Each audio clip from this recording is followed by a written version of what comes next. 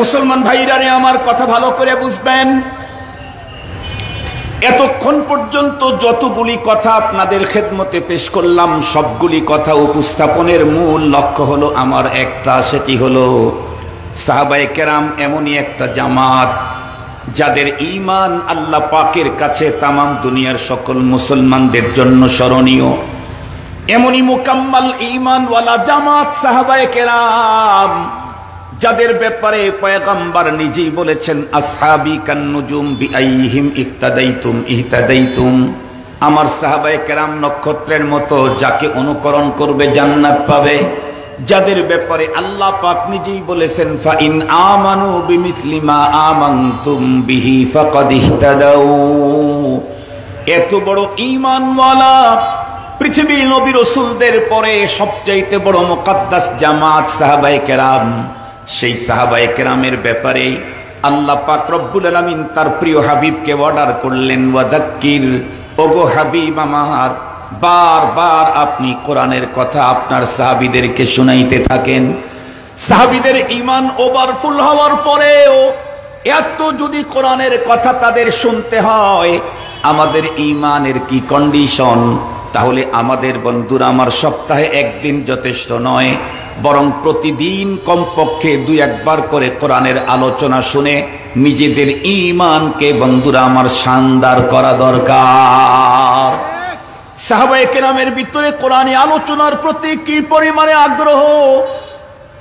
সাহাবায়ে কেরামের ভিতরে আল্লাহ পাক কোন সাহাবীকে কোন বিষয়ে জগতের ভিতরে শ্রেষ্ঠত্ব দিয়েছেন, তার ভিতরে তামাম দুনিয়ার ভিতরে জগতের ভিতরে শ্রেষ্ঠত্ব দিয়েছেন ইলমে তাফসীরের ভিতরে ইবনে আব্বাস রাদিয়াল্লাহু আনহুকে, আর ফাকাহাতে ইসলামিয়াতে আল্লাহ পাক ইবনে মাসউদকে দিয়েছেন শ্রেষ্ঠত্ব। ওই রকম বিশ্বসেরা একজন ফকিহ সাহাবী হযরত ইবনে মাসউদ রাদিয়াল্লাহু তাআলা আনহু, উনি এত বড়, দুনিয়াতে যত ফকিহ তৈরি হবে ইবনে আব্বাস রাদিয়াল্লাহু তাআলা আনহুকে ডিঙ্গিয়ে যাওয়ার মতো দুনিয়াতে কশিন কালেও কোনো ফকিহ দুনিয়াতে কোনোদিন আসার সম্ভাবনা নাই। এত বড় একজন ফাকাহাতে ইসলামী ওয়ালা সাহাবী, উনি দ্বীনি আলোচনা শোনার জন্য কি পরিমাণে উদ্গ্রীব উৎকণ্ঠায় থাকতেন। কিতাবের ভিতরে এসেছে, আল্লাহর পয়গম্বর একদিন মসজিদে নববীর ভিতরে বয়ান করতেছিলেন।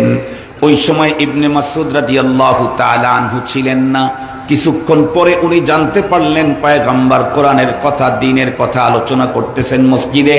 সঙ্গে সঙ্গে বন্ধুরা আমার, উনি পথ চলা শুরু করে দিলেন। একটা পর্যায়ে আস্তে আস্তে যখন মসজিদে নববীর একদম কাছাকাছি এসে গেছেন, এখনো পর্যন্ত রাস্তার ভিতরেই আছেন, ঠিক সেই মুহূর্তে পয়গম্বরের জবানে মোবারকের একটা শব্দ সাহাবীর কান মোবারকের ভিতরে ঢুকে গেল। পয়গম্বর তখন বলেছিলেন, ইজলিসু, তোমরা বসো।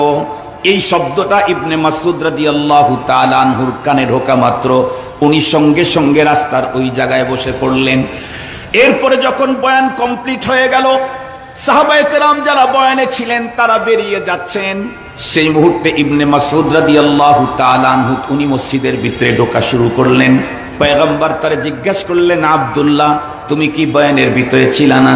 হযরত আব্দুল্লাহ ইবনে মাসউদ রাদিয়াল্লাহু আনহু বললেন, ওগো আল্লাহর হাবিব, আপনি বয়ান শুরু করেছেন, এই খবরটা আমি পাওয়া মাত্র সমস্ত কাজকে ফেলে রেখে দৌড়ে আমি আসতেছিলাম আপনার মজলিসে শিরকত করার জন্য।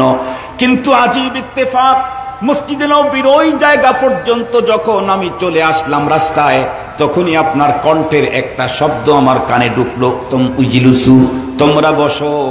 আমি সঙ্গে সঙ্গে সেখানে বসে পড়েছিলাম, তাই তো ভিতরে ঢোকার মতো সুযোগ হয় নাই। বিশ্বনবীজি ইবনে মাসউদকে ডেকে বললেন, ইবনে মাসউদ, আমি কি তোমাকে বসতে বলেছি নাকি? মসজিদে নববীর ভিতরে কয়েকজন লোক দাঁড়িয়ে ছিল, তাদের দাঁড়ানোটা আমার জেহেনের ভিতরে ইনকিবাস তৈরি করতেছিল। আমি তো তাদেরকে লক্ষ্য করে বলেছিলাম, তোমরা বসো, তুমি সেখানে বসে পড়লে কেন?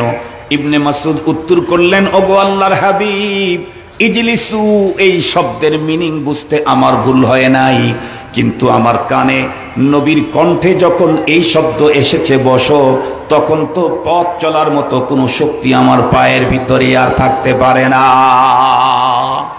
কয়েকটা বস্তু হাদিস থেকে আমাদেরকে শিক্ষা গ্রহণ করতে হবে, তার ভিতরে একটা, যেই কারণে আমি এই বর্ণনাটা আপনাদের খেদমতে পেশ করলাম। ইবনে মাসউদ বিশ্ব সেরা ফকি, বিশ্ব সেরা। আজকের জামানার ফকি না, আমাদের দেশের মুহাদ্দিস এখনকার শেখুল হাদিস আর এখন থেকে 50 বছরের আগের শেখুল হাদিস এক জিনিস না। এখনকার মুহাদ্দিস 100 বছর আগের মুহাদ্দিস এক না।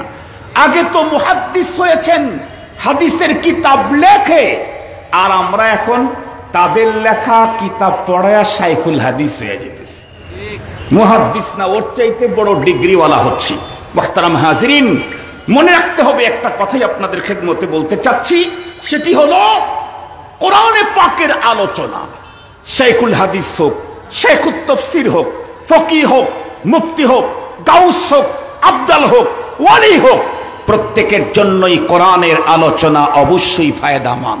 ওয়াদাক্কির ফাইন্নাদ যিকরা তানফাউল মুমিনিন।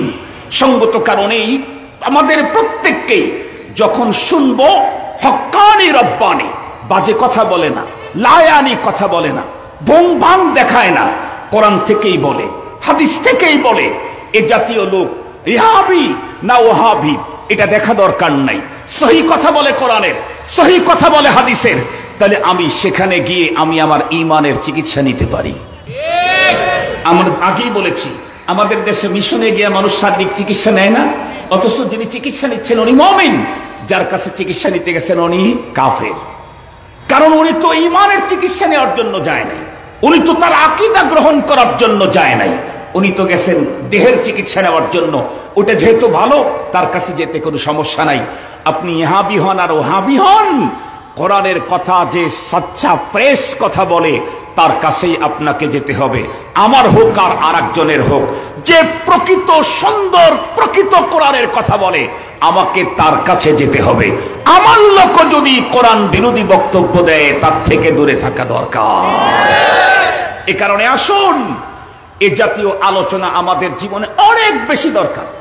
সাহাবায়ে কেরাম কিয়ামত পর্যন্ত আনেওয়ালা মানুষের মুক্তাদা, তাদের যদি এত বারবার কোরআনের কথা আলোচনা করার জন্য আল্লাহ তার হাবিবকে অর্ডার করে থাকেন, তাহলে আমাদের আরো কতবার শোনা দরকার। আশা করি বিষয়টা কিঞ্চিত পরিমাণে হলেও আমরা বুঝতে পেরেছি। আল্লাহ আমাদেরকে আজীবন কোরআনের মাহফিলে, হাদিসের মাহফিলে, দ্বীনের মাহফিলে শিরকত করে আহলুল্লাহদের জবান থেকে কোরআনী আলোচনার মাধ্যমে ঈমানকে বাড়াবার তৌফিক দান করুক। গুনাহের কারণে অন্তরের উপরে যে ময়লা পড়ে গেছে সেই ময়লা পরিষ্কার করার তৌফিক দান করুক। রব্বুল আলামিনের সাথে সম্পর্কে যে ভাটা পড়েছে সেই সম্পর্ককে ত্বরান্বিত করার তৌফিক দান করুক। অল্প কিছু সময় দ্বীনের আলোচনায় অংশগ্রহণ করে 60 বছর ভেজাল মুক্ত রাত দিন নফল ইবাদতের মতো মহানেকি অর্জনের তৌফিক আল্লাহ পাক আমাদেরকে দান করুক। ওয়া আখিরু দাওয়ানা আনিল হামদুলিল্লাহি রাব্বিল আলামিন। ওয়াসসালামু আলাইকুম ওয়া রাহমাতুল্লাহি ওয়া বারাকাতুহু।